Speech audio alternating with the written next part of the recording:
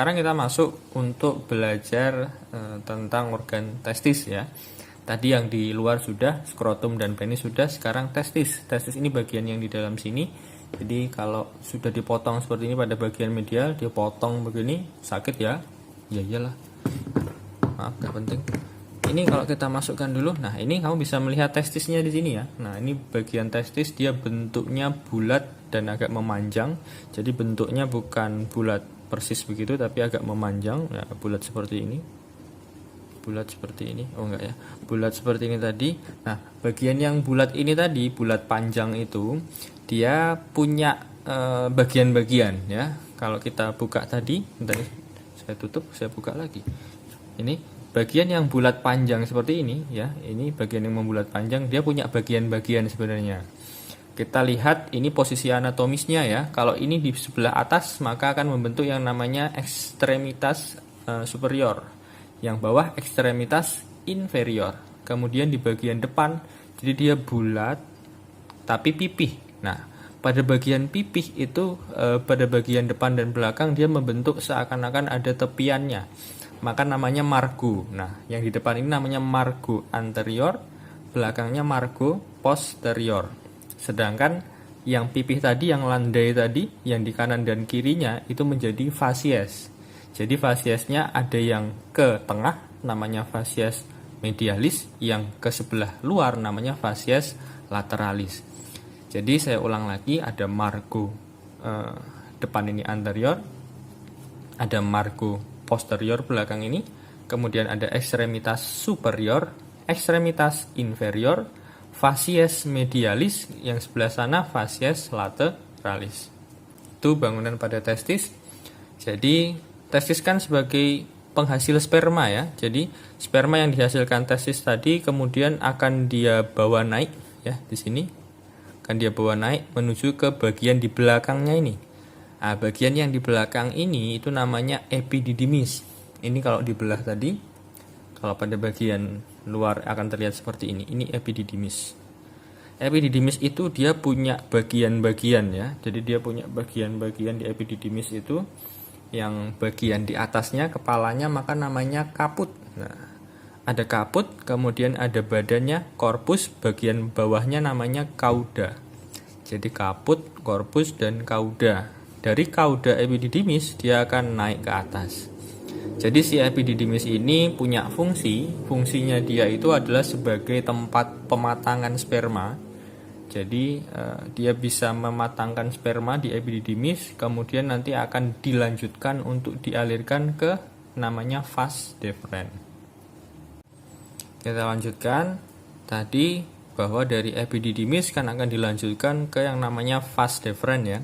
Jadi vas deferens atau ductus deferens ini dia dimulai adalah saluran yang dimulai dari bawahnya ini, yaitu cauda epididymis. Dari cauda epididymis naik ke vas deferens, kemudian terus berjalan masuk ya dalam rongga pelvis, kemudian dia akan berjalan ke belakang. Nah, ke belakang dari yang namanya ini vesika urinaria. Nih ya, ini vesika urinaria sudah dibelah pada bagian belakang, masuk ke sana. Nanti dia akan bermuaranya ke saluran ini. Kelihatan? Saya mungkin agak perbesar dulu ya. Nah ini saluran ini namanya ductus ejaculatorius. Jadi dari ductus deferens tadi akan berjalan masuk ya, masuk ke dalam sini. Dia akan masuknya di dalam prostat. Ini ada ductus ejaculatorius keluarnya. Tapi bukan hanya dari vas deferens, tapi ada juga dari organ ini. Ini namanya glandula atau vesikula seminalis. Ya, dia penghasil cairan semen. Cairan semen ini sebagai si bekalnya dari testis ya. Bekal ini adalah sebagai bekalnya dari sperma. Nah, tadi si glandula atau vesikula seminalis ini nanti dia juga sebenarnya akan bermuara juga ke sini. Nah, ke organ ini tadi, ini yang namanya ductus ejaculatorius juga. Saya perbesar ya. Nah, sama tadi ini si glandula vesicalis dan ductus vas deferens atau ductus deferens ini nanti sama-sama dia akan menuju ke ductus ejaculatorius yang ada di sini. Nanti akan keluarnya juga nanti sama-sama ke uretra pars prostatica. Sekarang kita bicarakan tentang ada yang namanya funiculus spermaticus. Nah, funiculus spermaticus ini, jadi kan bisa lihat di sini juga ya. Funiculus spermaticus itu adalah segala bangunan-bangunan yang baik dia meninggalkan testis ataupun menuju ke dalam testis, itu yang disebut sebagai funiculus spermaticus. Jadi bangunannya namanya funiculus spermaticus. Nanti ada selubung-selubungnya. Kita lihat isinya dulu. Kalau funiculus spermaticus itu isinya ini ya, jelas ya, kelihatan di sini ada ductus deferens karena dia akan membawa tadi aliran sperma meninggalkan testis nanti menuju ke ductus ejaculatorius tadi. Ini ada ductus deferensnya. Kemudian ada arteri. Nah, arteri ini kan berarti dia yang menuju ke testis ya. Namanya arteri testicularis. Dia asalnya itu dari atas, dari abdomen, dia dari aorta abdominalis. Oke. Kemudian ini vena. Vena ini dia membentuk anyaman-anyaman. Maka yang namanya jadi plexus pampiniformis. Kemudian juga sebenarnya akan ada nervus-nervus juga yang keluar masuk di sana, dan juga ada vasa limpatica. Jadi isi dari funiculus spermaticus itu.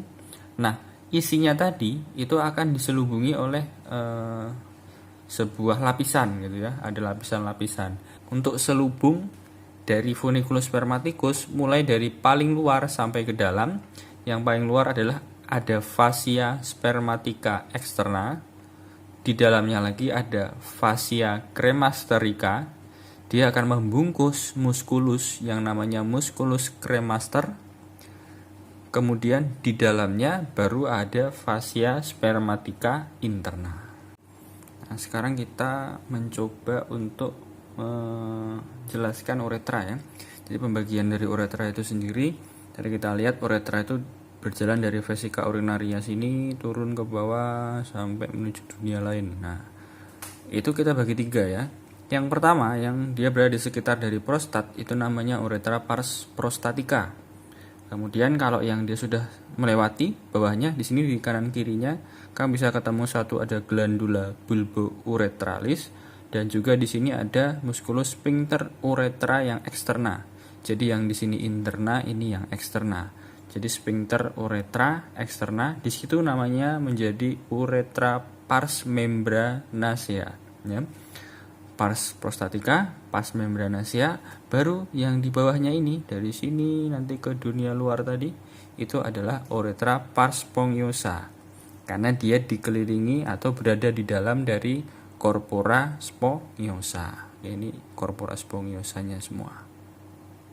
Itu untuk pembagian uretra. Nah, sekarang kita mungkin masuk ke aspek klinisnya ya. Kalau aspek klinisnya kita coba bisa dulu adalah ada beberapa kasus, mungkin kita sebut dulu saja yang sering terjadi mungkin pada anak-anak begitu ya. Itu ada yang namanya phimosis dan parapimosis. Kalau phimosis sendiri itu kalau pada anak-anak kita sudah tahu ada kulit ya, kulit preputium di sini. Itu biasanya dia melekat atau kita sebut saja dia mawar. Bukan. Maksud saya kita sebut saja bahwa kulit preputium ini dia melekat pada kepala dari penis sehingga dia stuck begitu ya, tidak bisa ditarik ke belakang. Kalau terjadi keadaan itu maka namanya phimosis gitu ya. Kalau phimosis itu dipaksakan ditarik, kemudian dia bisa masuk ke dalam ya, ditarik ke belakang tapi tidak bisa dikeluarkan lagi, maka namanya jadi paraphimosis. Yang lebih emergensi adalah paraphimosis ya. Jadi kalau pada anak-anak itu kalau dia belum bisa ditarik ke belakang ya jangan dipaksakan ya. Karena kalau begitu dipaksakan kemudian dia ternyata nyangkut di daerah sini, karena ini kan lebih sempit, lebih kecil ya dibandingkan yang besar ini. Kalau sudah nyangkut tidak bisa keluar lagi, maka namanya jadi paraphimosis. Itu yang segera butuh tindakan emergensi. Yang kedua ini ada testis yang tidak turun, jadi undescendent atau undescendus dari si testis, atau bisa kita sebut juga sebagai cryptokismus ya. Cryptokismus itu tadi testis ini sebenarnya kan tidak langsung ada di menempati skrotum, tapi dulu dia letaknya ada di rongga abdomen. Jadi dia ada di atas, dia berada di sekitar di bawah dari renal begitu ya. Itu dulu. Jadi pada saat kita masih di kandungan janin, nggak inget ya kita kayak gimana di dalam janin ya. Nah, tapi di situ itu testisnya itu belum turun ke dalam sini, masih di atas. Nah, makanya vaskularisasinya tadi kan dia adalah cabang dari aorta abdominal, karena dulu memang berada pada hargio abdomen, baru setelah itu turun. Jadi testis itu turun ke bawah, masuk lewat canalis inguinalis turun lagi sampai dia akhirnya ke skrotum, baru sampai masuk ke sana. Jadi kejadiannya mungkin lebih banyak pada bayi yang belum cukup bulan atau prematur. Itu biasanya testisnya dia belum turun ke bawah, mungkin masih OTW, nah masih di tengah-tengah, itu masih di canalis inguinalis, dia belum sampai ke skrotum. Itu biasanya bisa ditunggu dulu sampai memang turun sendiri, atau kalau memang tidak bisa kita lakukan segera pembedahan untuk menarik supaya testisnya bisa turun ke bawah. Kenapa harus turun ke bawah? Karena tadi fungsinya atau dia butuhkan suhu yang optimal untuk menjalankan fungsinya itu untuk menghasilkan sperma. Kalau suhunya terlalu panas, dia tidak bisa bekerja maksimal. Jadi kalau di dalam rongga abdomen kan dia suhunya panas ya, suhunya di dalam itu lebih tinggi, maka dia harus dikeluarkan di sini karena suhunya untuk dapat menghasilkan sperma dengan baik dia butuh suhu yang lebih rendah dibandingkan suhu yang ada di dalam. Jadi dia akan keluar di sini. Oke, begitu. Oke, saya rasa mungkin cukup ya untuk materi genitalia maskulina. Mana kini ini belum cukup memperlihatkan maksimal dari seluruh organnya. Makanya mungkin besok pada saat kita bisa melakukan praktikum secara langsung, maka akan bisa kita coba lakukan atau kita lihat dan bandingkan dengan kadaver yang asli. Oke, terima kasih dari saya. Wassalamualaikum warahmatullahi wabarakatuh.